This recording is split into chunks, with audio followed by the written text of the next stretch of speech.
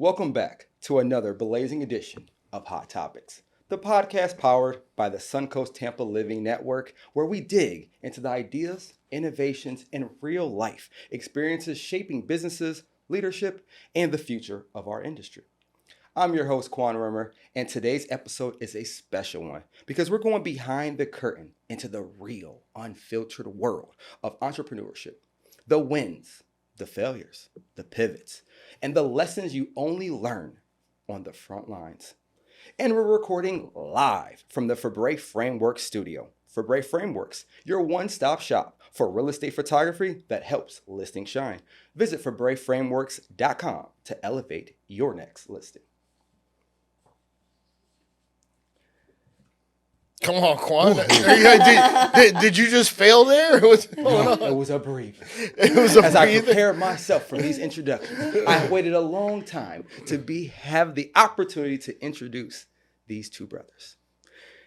Weighing in with years of grit, growth, and game-changing innovation, two powerhouse brothers who turned a camera, a vision, and relentless drive into one of Florida's fastest-growing real estate media companies. Co-founder of Fabre Frameworks, he is a 2024 Tampa Bay Titan, recognized for scaling one of Florida's fastest-growing real estate media companies. He's a marketing strategist, a brand builder, and visionary behind thousands of stunning listing presentations that have reshaped how realtors showcase homes. We have Sean Fabre. As soon as you said Titan, I was like, yep. Because at first I thought you were talking about my brother weighing in at 390 pounds. No, I'm just kidding. 290, right? And the creative force with equal fire. The other co-founder of Fabre Frameworks. The man behind the lens who brings properties to life with photography, drone media, cinematic video, and cutting-edge property marketing. Known for his consistency, quality, and making every listing look like $1 million masterpiece.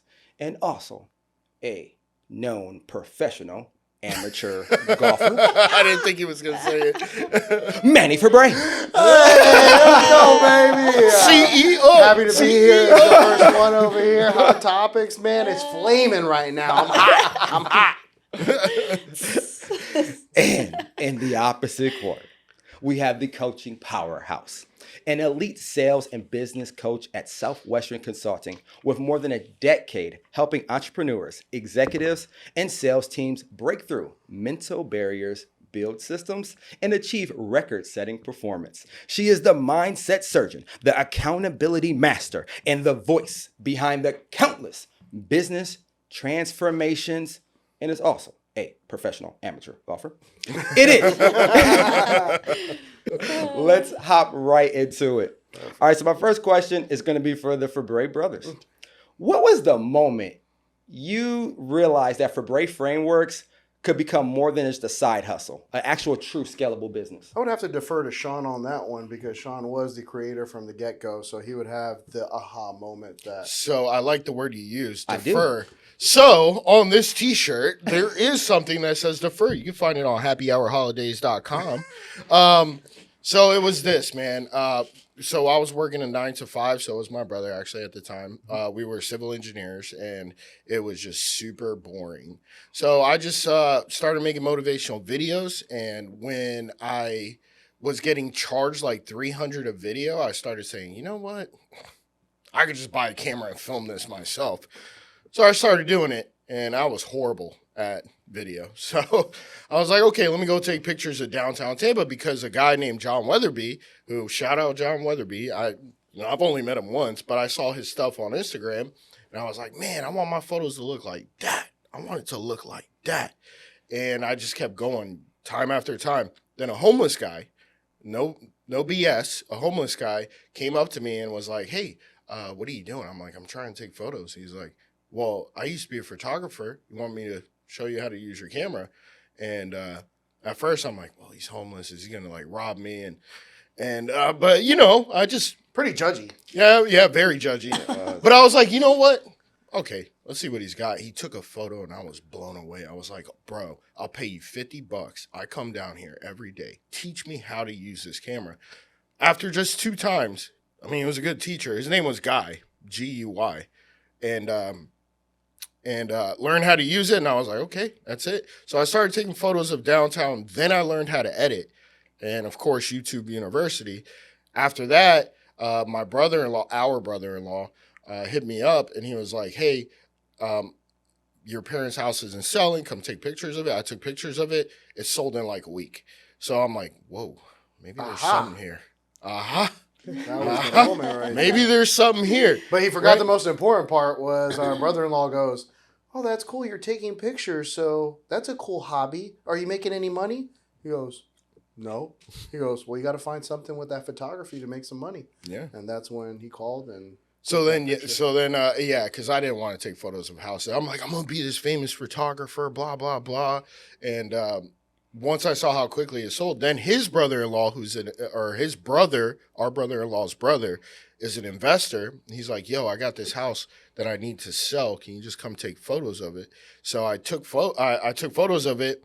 He paid me $150. It took me like 20 minutes. I'm like, if the math's adding up correctly, I'm not making enough money right now.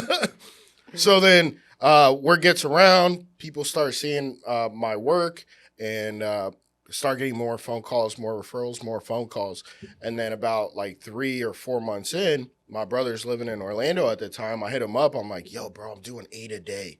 I can't do this. I need help. And at that time, he was making Snapchats that were hilarious. He was like, hello, rat racers. Go up that wheel to get that cheese, right? So then I'm like, yo, bro, what? Come down here. You're always talking about the rat race. Come down here. Let's get this thing going. All right, so he gets down here. You know, he botched a couple shoots in the beginning. My bad. Allegedly. My bad, Lombardo group. But they put up with us. And then he quit his job because he came down here on bro, what did you do? You just left. Oh, yeah, I left all the furniture in my apartment, everything, and just packed a bag and left.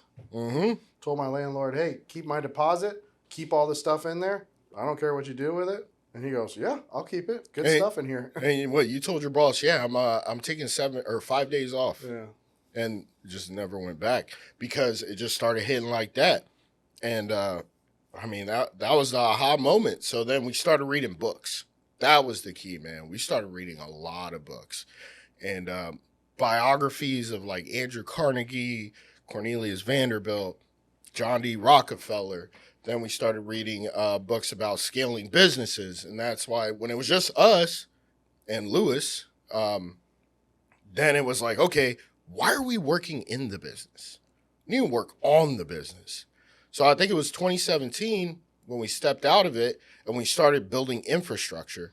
But this is more than the question you answered, though. Oh, yeah. Okay. We went a little bit far. It was the aha moment. Yeah. Don't worry. That's why I'm here for you. Perfect. Katie. We gonna have a long one. This might be our longest podcast episode ever. Katie, what pushed you towards entrepreneurship in the coaching and consulting space? Okay. I'll try to keep my answers. Yeah, follow that one up. Short. Wow, Katie, come on now. So I actually started my career in sales doing door-to-door sales. So Southwestern Advantage is actually the oldest direct sales company in the country. So 170 years ago, Civil War veterans were selling Bibles door-to-door. And 170 plus years later, college kids still go to door-to-door, 80 hours a week, straight commission, running their own business, selling educational reference books. And so I did that for 4 years, recruited and built teams in that company. So I recruited at UCF, USF, FSU, all the, colleges around here. And I had some team members that looked at me and said, that was the hardest thing I've ever done, but I learned so much. Thank you. That I was like, that's cool. I want to help people. I want to help people like that. So I went to Southwestern Consulting and became a coach. So we teach and coach a lot of those principles to the professional world. But yeah, that's how originally I got into it. That was very concise. Yeah. Obviously, you didn't pay attention to the question. Don't worry. You got, I mean, you I got can expand multiple more if you want, chances but- to prove that you got this. Don't worry. Here you go. Next question for the Fabre brothers. You went from photographers to industry leaders. What unexpected skill did entrepreneurship force you into very quickly? This sounds like a Manny question. Yeah, I mean, I would say it was part of management. I mean, you're an employee right now. I mean, you feel like you're the boss, but you really aren't the boss. The clients are the boss. So now you're trying to figure out, okay, I need to do sales. I need to be the tech, out there doing the photos. How do I kind of delegate these positions out so I can work on the business like my brother says? And it really was a book called Scaling Up that really hit hard and hit home. And then also the E-Myth book that was just telling you, hey, you need to figure out how to delegate these positions so you can work on the business. And that's essentially what we did. We figured out, okay, we need a booking specialist. We need somebody to run operations. And you're kind of working on the fly. You need an office space so you can look professional. And, after we kind of did all that, we were able to strategize and continue to build the business and able to build relationships. And that's how we got kind of word of mouth, was just that client relationship, that face-to-face. And then you really learn how to be a leader on the fly, because it's like, all right, now I'm managing employees. I've never managed employees. I've been an employee. Now you have to learn how to talk to people in order to keep them in the business. And that was probably a hard part, for Sean, not myself so much, but he gave me the ranks of the operations manager. And then we learned morale and learned how to build a team, and it continued. So it really kind of took off after we took ourselves out. That's good. That's good. See, Sean? Huh? That's how you answer a question. Katie. Well, trying to liven up, hot topics. I've been a part of a couple of these. What is the one common mindset block you see in entrepreneurs that holds them back from growing? Okay, yeah. I have a feeling like we're going to be saying a lot of similar things because obviously, know what it takes. I would say in 10 years of coaching leaders and entrepreneurs, it would be like, I can do this better, quicker, faster, or like, I don't want to let go of this. And it's, common for people to feel that way because it's their baby. It's what they put their blood, sweat, and tears into. But a lot of times that's kind of like the linchpin that's holding people back because they're doing things that other people could be doing. And it's both technical and emotional, right? Technical and like, how am I going to train this person to do this? And then emotional, like, yes, it might not be perfect at first, but once they do it a couple times and once I let them fail, they're going to do it better than I can do it eventually. What's the advice that you would give most people that are trying to get out of being an employee? Because, you're a coach, right? Mm-hmm. So you probably tell them, hey, listen, at some point you have to quit your job. Yeah. Do you give, like, hey, this is your stepping off point? Like, when is that? Mm-hmm. Yeah, actually, who comes to mind is actually a real estate client. She had gotten into coaching probably August or September of last year. And we had like over an hour conversation, an emotional conversation, because there's a lot of fear involved in like leaving that security and going your primary wage. Yeah. Yeah, all in on your own. And like, it was a good like hour-long conversation with tears. And, through that conversation, she's like, you know what, I'm going to do it. I'm going to make the investment in myself. And she had a goal to leave her full-time position by like February, March, I think. She did it by the end of last year. And then within the last year, she was invited to the top producer like lunch they had, and just super proud of her, like in all the work but it took that initial like, ooh, this is scary, but I'm gonna believe in myself versus all the things that my mind want to tell me. That leap of faith. And that's what great coaching from Katie ended up doing. Oh yeah. I enrolled her Southwestern into Consulting. Yes, I enrolled her into coaching and paired her with an amazing coach. But it's cool to see when people like get out of their own way kind of thing. Yes. And, shoot, I try to live by the philosophy. If the next step isn't a scary step, it's probably not in the right direction. Oh, I like that. I like that. This next question is for all you guys. Have you ever seen anybody fail? Quan's asking. You're right. I'm sorry, Quan. Okay. Sorry, Quan. This next question is for all of you. So I'll let you decide who wants to go first. What is the single best operational decision you've made as a leader? And what's the one you wish you would have made sooner? I can answer that Go one. ahead. So we were paying our photographers as subcontractors, and when we made them W-2 employees, that's when we saw a profit boost for the business. And I would say that is the single most important thing that we did in order to scale. And shout out Scaling Up, Rockefeller Habits. Vernon Harnish, I believe, wrote the book. Read that book, guys. Read that book. But it was also good too, just because of the being able to tell the team members what to do when they're independent contractors. You can't really tell them, hey, you need to show up at this time, but they really don't have to show up at that time. They don't have to go by company policies with Legally. a W-2. Yeah, legally. Yeah. But with a W-2 employee, they're following company policies, the employee handbooks. So really, the control and quality was everything when we did that switch. And that was a tough one to overcome because we lost some people. Yeah, for sure. But, as strong leadership, my brother and myself, we were able to adapt and overcome. So that was the best operational. Do you also wish you would have done that sooner? Yeah. Yeah. Yeah. All right. 100%. Yeah. So, Katie, now you're up. Single best operational decision and one you wish you would have made sooner. I think it would be along the lines of what I was talking about earlier and letting my admin do things that I probably didn't need to be doing. So in the spirit of practicing what I was preaching,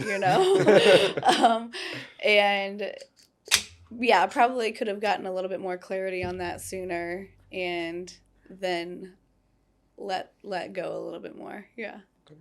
What about you, Quan? VP of Strategic Partnerships? Whoa. Well, one is asking the question. Right. This is the last time. Next one, you're out of here.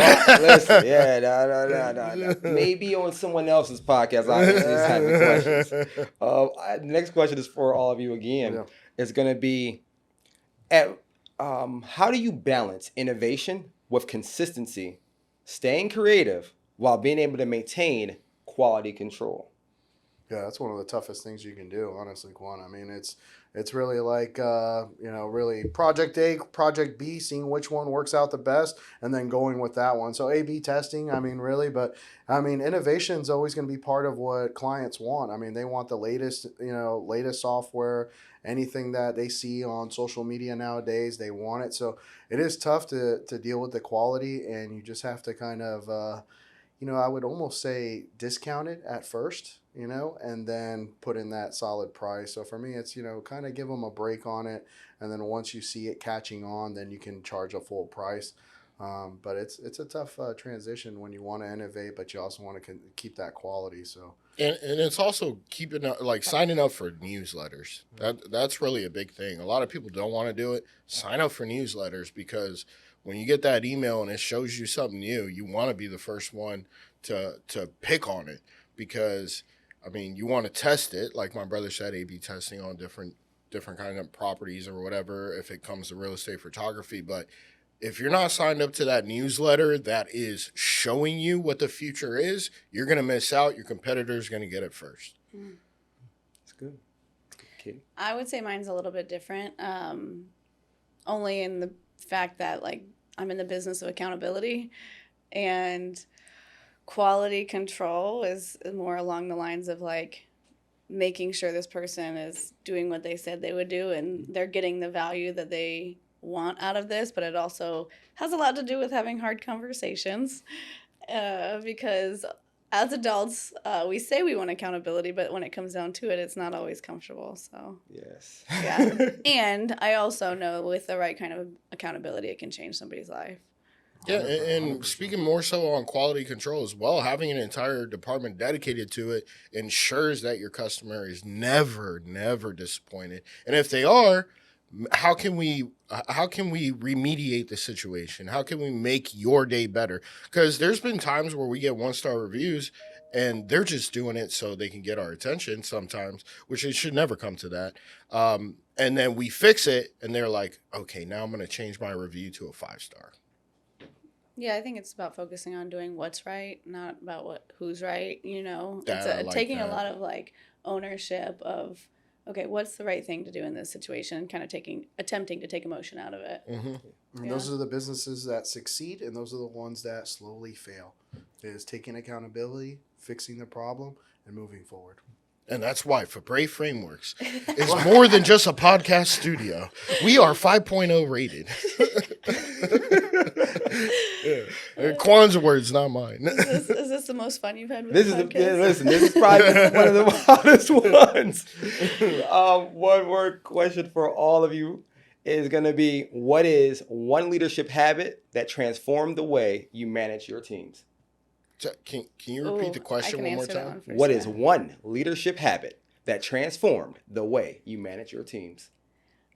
I'm going to steal my brother's answer. Wait, go ahead and let Katie go. Oh, okay. Yeah. Katie's ready. I love how Manny's the moderator here. I'm the one that keeps him in control. Yeah. I would say the leadership habit I developed is just emotional intelligence. I hired an EQ coach for 2 years because it's one thing to like know the right way, but I think I learned in that course that, I mean, I don't remember the percentage off the top of my head, but like 80% of leaders don't have emotional intelligence. And, 99% of... She's looking at me, guys. No. I was going to say 99% of facts are made up on the spot or statistics. No, but I think there's a big piece of that, of like being a human to the people that you're leading, because I've done it the wrong way, where it's just I showed somebody how to work hard, but like they thought I was just a machine robot, work hard. It's like you got to relate to people. You got to understand there has to be some kind of empathy or emotional depth to someone, because they don't leave people, they leave companies. So it's like if you can relate with someone, if you can meet that person where they're at from a human perspective, then they're going to be more bought in to what you're doing and what you're trying to accomplish. I like that. Yeah, for me, I think sports really did it for me. I mean, when you're working together as a team and you're playing on a team, bashing people or telling them that you're not doing a good job in a way that doesn't help them do a better job, I think always, for me, it's like when I walk into the office, I'm always in a good mood. Regardless of what's going on personally or whatever, people see that. They love the morale of being around somebody who's in a good mood, who feels like they're driving the company forward. And that's, for me, the biggest thing. I like to be in a good mood every single day, come in, say hello to everybody, see how they're doing. And that really helped out with, company morale and having people not leave the company. They want to work somewhere where they enjoy working. They don't want to work somewhere where they're getting bashed every 2 seconds. You just very straightforward, explain what the issue is and how we're going to resolve it. And they take that and they run with it. How you show up matters. Yeah. And it's a choice, right? Yeah. You can show up in a bad mood and you're not going to help yourself. You're not going to help your team. I would say the 8 Irrefutable Laws of Leadership helped me. And that's also a book. Look it up, guys. The one thing is using language that says we instead of I. Using team members instead of employees. Using words like that makes everybody feel like, hey, we're all going towards a common goal. And it makes them feel more included in the success of the company. I think that is the biggest thing. My brother struggles with using those words, but, it's okay. I and we. Yeah, see? I. There we go again. It's always I. All right. I did this. Here we go This again. is going to be this is going to be a great episode. And on that note, we'll be right back with more from our guests as we keep the conversation burning on hot topics live from Fabre Frameworks Studio. Fabre Frameworks, more than just a podcast studio. Sounds kind of familiar, like someone already read my line, but they're your go-to for real estate photography that moves listings fast. Learn more at FabreFrameworks.com. And we're back to hot topics. And now we're going to move into my favorite part of the show, the hot seat. This is where each of you gets 2 minutes to speak directly to the audience. Not about your company's history, but why your expertise, why your story, why your value matter to the people listening today. This is your moment to sell yourself, who you are, what you stand for, and why our listeners should want to work with you. The spotlight and the heat are all yours. Katie, you will start us You would off. pick me first. I was going to moderate I'm it like, anyways. hold on, no. This one's always ready to go. Let Sean go first. Do you want to defer? Yeah, I'm gonna moderate this to Sean. And I'm going to delegate this to Manny. Shirts are on your website. Make sure you talk about that. Go ahead, 2 minutes. Yeah, I mean, honestly, you know, when Katie said something about the door-to-door sales, I was going to say, man, that really created who I was as far as sales. Like, man, that door-to-door sales, I worked for 2020, Verizon Fios, and I was like, man, this is tough, man. Somebody's doing like cutting the lawn or whatever it is, and I just sold them on the spot, and they weren't even wanting cable. So that really pretty much built me into who I am today, which is sales. You know, I love talking to people. I love socializing. I love networking. But, you know, that also in turn helped out with good business for Brave Frameworks. It's just, you know, when you believe in good business and you feel like, hey, if I do somebody right, I'm going to continue to get those referrals. Because a lot of people just think about it, oh, I made the money, I'm moving on to the next one. But really, referrals is what makes you almost not have to sell or do marketing anymore, because when you do good business, people will talk about it, and then you continue moving that revenue number up by just being a 5-star company, which is what, you know, I feel like is number one. It's what are you showing your customers? What kind of value? And I think customer service is so critical in business. I mean, really having that customer service will excel you regardless of price, or, you know, regardless of what you do, moving up the price. People will stick with you loyalty wise if you show them that, hey, you're not only a valued customer, you're almost part of the family. So for me, I really think that has created what we have today. And I can't say the same thing for Sean, but for myself, it definitely helped out. I feel the heat already. I would like to defer to my brother's answer. I don't really like talking about myself like that. I mean, sell myself. I mean, I feel like a prostitute or something. Oh gosh. Or what about you know, the services that you offer and how they can contact you for those said services? Now, if you're talking about for Brave Frameworks, that's a different story. Yeah. The hot seat for you to talk about for Brave Frameworks. You are just so good at selling, bro. I mean, you did door-to-door sales like you just alluded to a second ago. I feel like your answer would be much better than mine. This is the problem right now. If you guys can feel the heat in the room. Anyways, you know, for Brave Frameworks is a great service. I mean, we're always innovating, and not only that, you always get free drone aerials with every single one of your packages. If you see it out there on the internet, we're probably doing it. We're always coming up with new ways to show off those listings in every single manner. And Zillow right now has a great 3D tour that really showcases the house. I wouldn't say it's as good as Matterport, but right now between Matterport and Zillow, they're having some issues as far as what to put on Zillow. So if you really want to elevate your listing and get it at the top of the list when somebody searches Land O'Lakes or St. Pete, you really want to do that Zillow tour. I would highly recommend it. But, you know, you're always going to get a good customer service for Brave Frameworks. We really take care of you. We don't nickel and dime you when it comes to, oh, can you remove this or can you remove that? There's a lot of businesses out there that charge travel fees and all that. Whatever's in our territory, we're going to do it for you at whatever the cost is. We don't do any merchant fees, service fees, you know, all these other fees that everybody else charges. You always get free amenities with all your packages as well. So you're getting an all-inclusive package, and we made it easy for everybody now with the multiple packages. We have the Showstopper. We did some fun names, the Market Magnet. So we're always trying to keep it fun, but at the same time professional. And you can always contact us at forbraveframeworks.com. Book us. You can look at all our pricing. We're not one of these photography companies that hide the pricing and then you call in and it's $1,000. No, we're really right there in front of you. You'll see all the prices, everything is. So it's really forward on being able to book it. And guys, do you see why I deferred to him? I see. I mean, he is more eloquent than I am. You got this. Katie, you're up. You're on the hot seat now. Yes, okay. So, can you repeat the question one more time? I'm like listening to him. Like, yeah. I mean, the hot seat is the time for you to get 2 minutes to sell your services and talk about you and why they should utilize your services, and make sure you let them know how to contact me. At first, I thought it was about us. But you made it sound like it was talking about us. Because I wouldn't have said anything about me. When I listened to the question, I thought I was selling myself. Yeah, not the business. I mean, You it's have been both. on multiple episodes. Yeah, but no. Yeah, but usually it's not Business Unfiltered. Usually it's like talking about insurance or something. And you ask them to sell because I heard it the same way, bro. That's why I'm like, I don't feel like talking about myself. See, now that's cooling down. I like it. Yeah, that shirt's turning blue. We'll worry. Next time.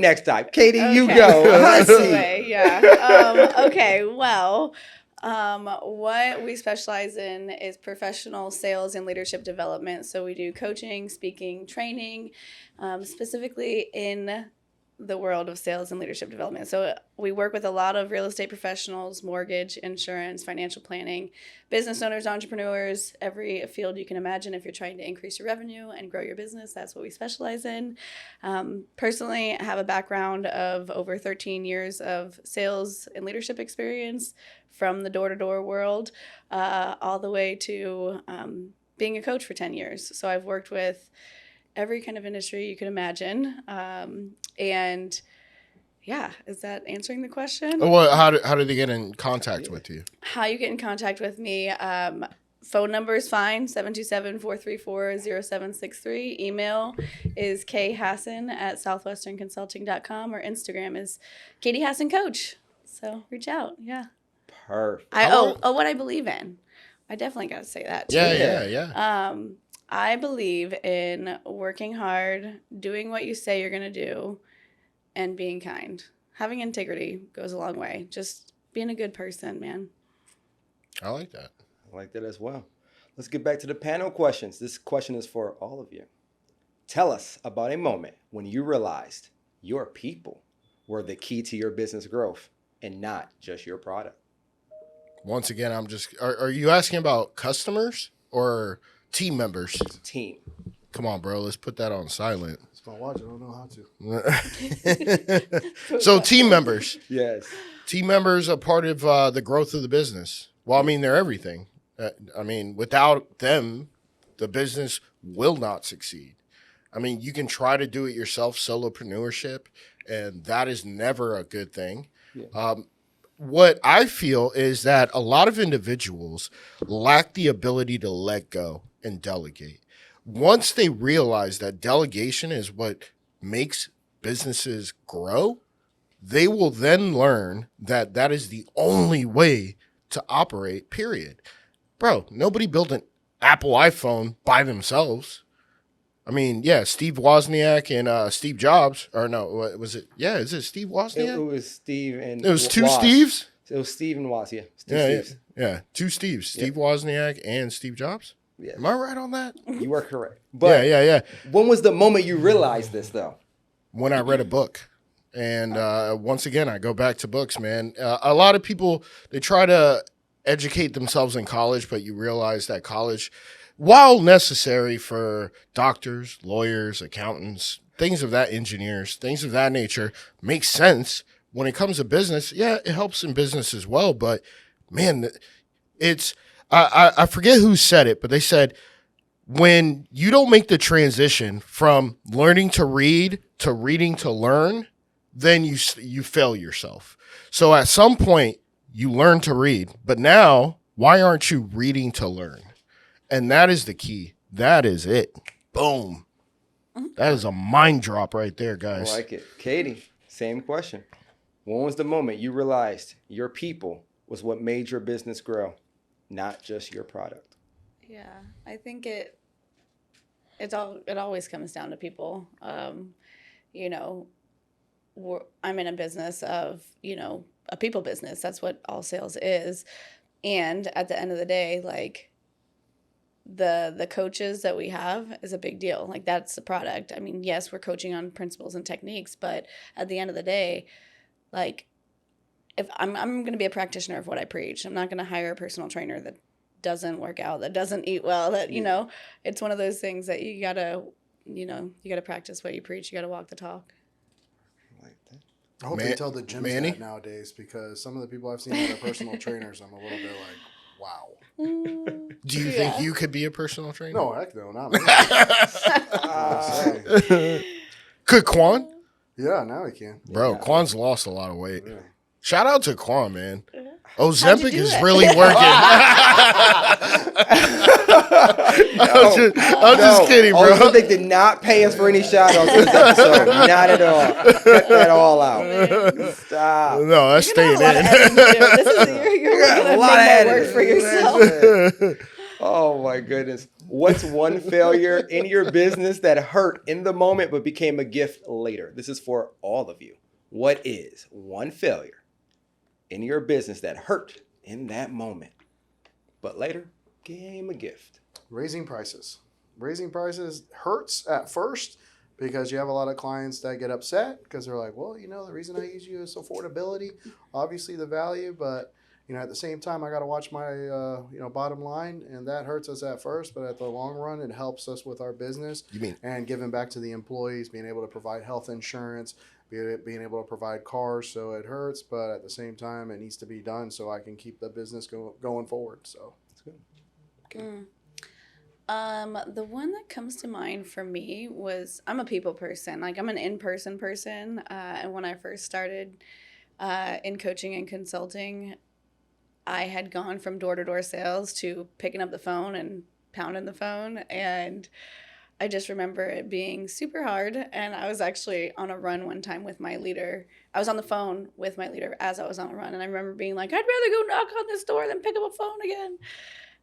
So in the moment, that was like a good learning lesson. And it was also a pivotal moment where I'm like, at the end of the day, people are just people. Like, you just got to talk to people and something's going to happen. And so it was a painful moment, but then I got over it and then learned from it. It's good. Now, a next question for all of you. A lot of my questions now are going to be all of you. okay. So get ready. How do you handle the emotional pressure of entrepreneurship? The days when everything feels like an uphill battle.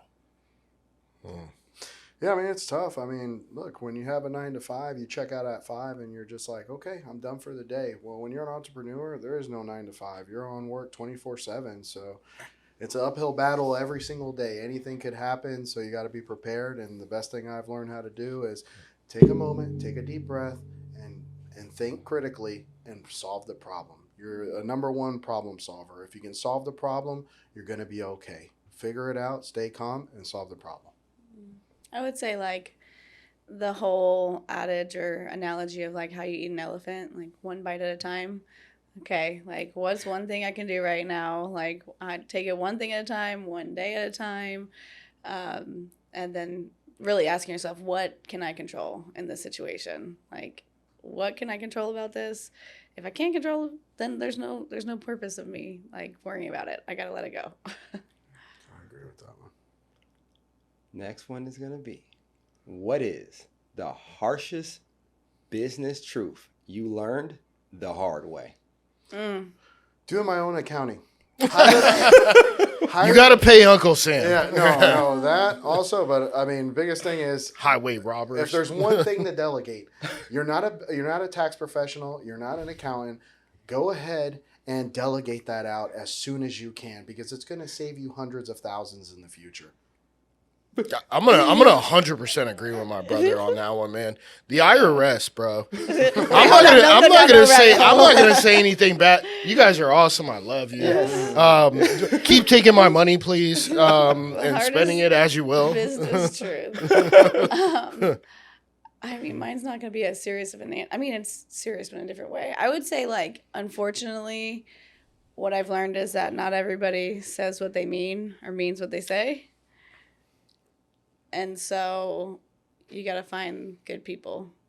Find good people to surround yourself with. Find people that do mean what they say what they mean, and keep those people around. And also, don't take your customer slights personally. I mean, at the end of the day, they're shopping. They're shopping. So if they don't use you, I mean, don't take it personal. Just get over it. Who's next? Yeah, who's next? That's really what it is. If you had to rebuild your business today from scratch with only $5,000, what would you do first? I mean, we built ours on like $350, so guess we wouldn't do anything different. Okay, so we're gonna change up the question for you guys. Yours is $0 for Bray Brothers. You got $0. $0. You gotta start all over. That's easy. Sell my car. No, that would be a bad idea. I mean, without a camera, I can't really do anything, so that's a tough one. No, but there. you got to make money, right? Yeah. So you'd sell something, right? Oh, yeah. To But I buy mean, a camera? Yeah, just not. Well, if you have $0, how can you start the business, though? Well, no. So think about it. The point behind the question is How would you get bring started? yourself back up? How Yeah. do you get started? Well, I guess you got to do some freebies, right? Yeah. Well, but you don't have a camera, so how are you going to do freebies without a camera? And then you got to pay for Adobe. I mean, literally, our business was started on a $300 camera and a wide-angle lens that costs like $150. So you're at like $500. Then paid for the cheapest version of a Adobe Lightroom, which was like $12. And bro, you give me 5 G's, I'm gonna start a better business. Okay. Let's go. Okay. The BBB is gonna be hitting me up for advice. All right, so yours would be better. Okay, God, you started off with less. Yeah. What about you, Katie? I would say a couple things, like making sure you have like clarity in your brand, who you are, what you're doing, what the mission and the focus is. Obviously investing in systems and ways to like, whether that's a CRM or a way to keep track of people. Obviously hire a coach to shorten the learning curve. So you do that with 5 G's. I would allocate certain things towards like clarity, systems, growth and development. And then like at the end of the day, people, go talk to a lot of people, like get out there and network and build relationships. I mean, that doesn't cost much.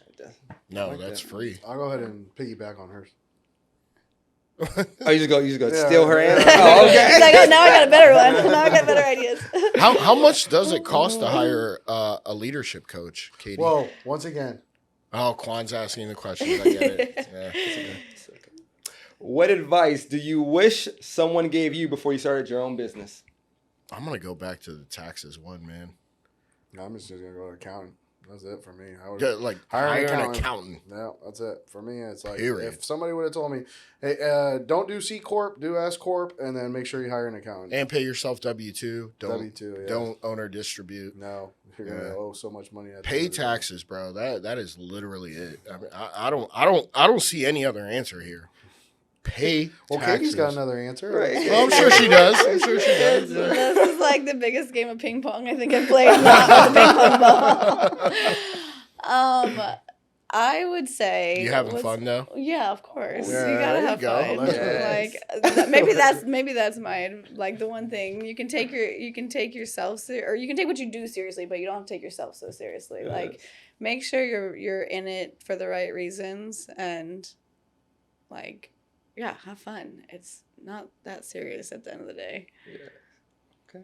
For our realtors and small business owners, what is the biggest untapped opportunity you see in today's market? SMS texting. Mass SMS texting. And Wait, for the do realtors? yourself, yeah, for realtors, bro. No, I'm So- sorry, like, pop for the stream. realtors to try to get business? Pop stream. What was it? It's called pop stream, right?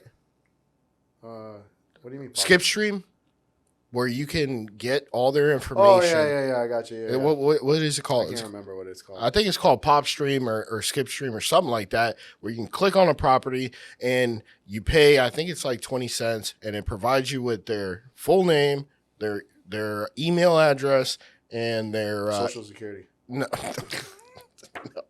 That's a lie. That was not true. Yeah. And their email. So if you're looking for individuals, let's say you drive by a distressed property, right? And you see them and you're like, man, if somebody owns that, they probably want to get rid of it because maybe they're pre-foreclosure.